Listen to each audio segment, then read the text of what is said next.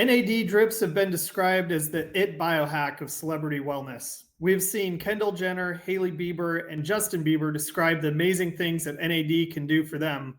But does it work? Before you fork out thousands of dollars to sit for hours with a needle in your arm, it turns out there are more effective and less expensive ways to raise your body's level of NAD. Welcome to Doctors Rating Trends. This is a show where two Ivy trained physicians dissect the latest buzz so you can decide what's hype and what's help. My job is to find all of the real evidence backing up each medical trend. And I'll stress test the claims. In the end, we'll help you figure out what is real and what is just an expensive gimmick. Let's talk about what NAD is. NAD, or nicotinamide adenine dinucleotide, is basically the key enzyme that converts food to energy in your body. It does this by carrying electrons from the breakdown of glucose to the electron transport chain in the mitochondria. You could say it's the gas in the mitochondria's engine. In addition to that, the enzyme helps with DNA repair. It's thought that the natural decline of the volume of NAD as we get older contributes to the aging process, making it a key target for longevity biohackers. There are three major problems with getting NAD directly. First, if you try and take it orally, the gut breaks down NAD into its precursors. Very little is absorbed this way. Second, if you try and take it through an IV, your bloodstream will break down NAD into its precursors as well. This was clearly shown in a study where they had a 6-hour IV NAD infusion, and it showed that plasma NAD had a little early rise, and then it ended up disappearing, and then the metabolites of NAD were found afterwards. This is consistent with a fast breakdown and clearance of NAD when it hits the bloodstream. And finally, NAD cannot directly enter the cell. Intact NAD is large and highly charged and does not passively cross the cell membrane. It's the precursors to NAD that are taken into the cell, and then it's made inside. The bottom line is that the body does not want NAD outside of the cell itself. Injecting it or eating it directly is an inefficient way to increase your levels. If you want to increase your level of NAD, you need to take the precursors. So what is the best way to increase your NAD? Turns out it's taking the precursors. These are NR, or nicotinamide riboside, and NMN, which is nicotinamide mononucleotide.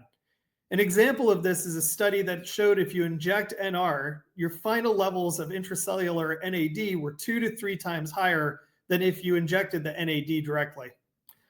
Let's talk about what NAD can do for your cardiovascular health. An increase in NAD levels is shown to help with blood pressure and stamina. Let's talk about what NAD can do for your cardiovascular health. An increase in NAD levels has shown to help with your blood pressure and stamina.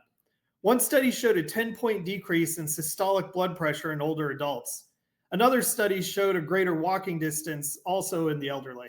The study looking at blood pressure was a post hoc analysis and was not the primary focus of the study.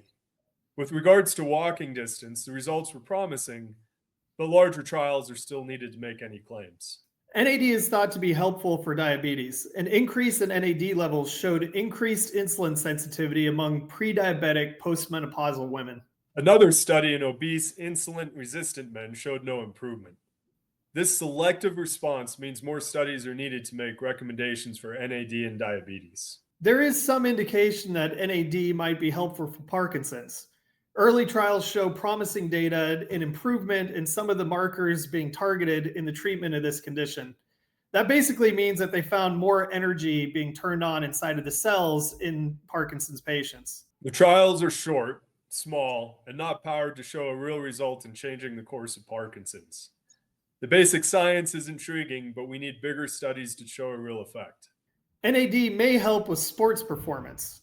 A study showed use of an NAD precursor increased muscle oxygen utilization in runners, which makes sense because this should be an energy booster.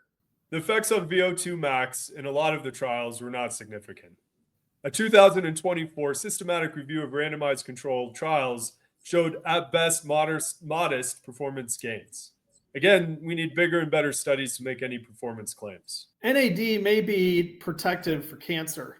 One study showed that a 23% decrease in non-melanoma skin cancers over a 12-month period while taking an NAD precursor. This makes sense given its role in DNA repair. This was a very promising study that needs to be followed up. There have been other studies that show no effect against the same cancer in certain populations. This definitely needs further investigation. One of the most popular advertised uses of NAD is to reduce cravings in addicts. Many clinics out there will actually claim that this has had a very positive effect on patients that are going through withdrawals, and NAD infusions can actually slow down and decrease the cravings that they're feeling. Robust randomized controlled trials are lacking, and UK health authorities have even recommended against these medicinal claims. Experts note no substantial evidence to date. After extensive research into NAD infusions, it's our opinion that they're as expensive as they are worthless. The price in the community is somewhere between $500 and $1,500 per session. Something else to consider is that because of potentially unpleasant side effects, you have to sit there for 6 hours doing these infusions, which means you're pretty much stuck in a room with a needle in your arm, waiting for something to go into the system that isn't going to have any effect in the long run. So let's talk a little bit about NAD. I think we've established that NAD by itself, because it's too large to go into the cells and gets broken down in every level of your body that's outside of a cell, isn't something that you should be infusing into yourself directly. That's why human trials, when there are any results, are all using precursors like NR and NMN, which do raise NAD levels and show early benefits in certain indications like blood pressure and diabetes. A guy named David Sinclair, who's the father of longevity medicine, believes in the NAD precursor NMN so much that he takes it on a daily basis and even had it taken off of the markets that he could run clinical trials on it. So it's entirely possible there's something there. This is a case where the basic science makes a lot of sense, but it is not proven out clinically yet. We're living in a world where people are looking for anything to slow the aging process. And as soon as something shows promise, everyone pounces on it before the human trials are done to verify that it's real. I like to call this Ponce de Leon medicine. Ponce de Leon was a Spanish explorer who went looking for the fountain of youth. He spent endless time and money looking for it over decades. Ultimately, he ended up settling in Florida and dying at the ripe old age of 46. So don't be Ponce, is what I'd say. All right, let's go to the scorecard on NAD. First of all, the common sense test. This is the gasoline of the mitochondria. This really is the main thing that your body uses to convert what you eat into energy, and then it's used by your body in a million different things. So it makes sense that when your levels go down, if you can find a way to bring them back up, that it's going to help out with all kinds of different things. So I thought the common sense made sense. The evidence, as with so many of these supplements, isn't quite there yet. There's some early studies that show some promising results. I believe that there's some studies coming out on NMN that David Sinclair is doing, and some other folks around that could potentially show that this is something that's going to have a benefit. It's not the elixir of youth. If it does have a benefit, it's going to be pretty mild. And then finally, would I do it? At this stage, there's just not enough evidence for me to really get excited about either, for sure, the NAD, but even its precursors. Same thing for me, common sense test. Anything that's ramping up the mitochondria sounds like it has a lot of potential to it. As far as solid evidence, this is one of those things, just like Ponce, he heard a rumor, and so he just dove in feet first and didn't really think about it afterwards, just went looking for anything that would give him longevity. That's where I see the evidence right now. It's at its early stages, but there's nothing there yet that we can sink our teeth into. Would I do it? Not at this point. Need the big studies. Thank you for joining us on this episode. As usual, you should make any and all health decisions between you and your physician.